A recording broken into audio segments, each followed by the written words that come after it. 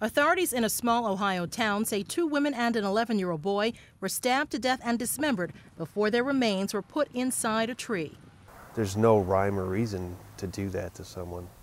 According to a preliminary autopsy report, Tina Herman, her son Kody, and her friend Stephanie Sprang were killed in the lakefront home Herman shared with her boyfriend, who is Pejsa's nephew. The coroner says it's not clear exactly when they died, but they were each stabbed several times in the back and chest on November 10th, the same day they disappeared.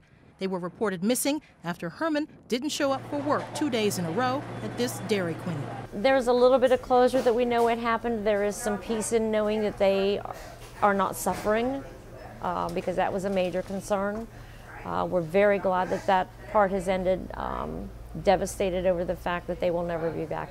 Their bodies weren't found until this week when Matthew Hoffman, the man suspected in their deaths, led investigators to garbage bags that had been lowered into a hollow tree.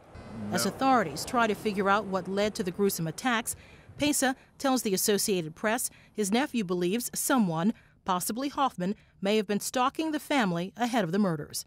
There'd be knocks at the door and people would take off. Greg would come out and they were hiding in the brush. There was a person sitting across the street on a stump, watching this way. Looked like dressed all in camo, like he was, hunting or something. 30-year-old Hoffman is also charged with kidnapping Herman's 13-year-old daughter.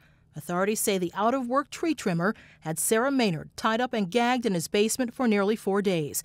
The teen was found alive in a house about 10 miles away from where the others were fatally stabbed. Carlotta Bradley, The Associated Press.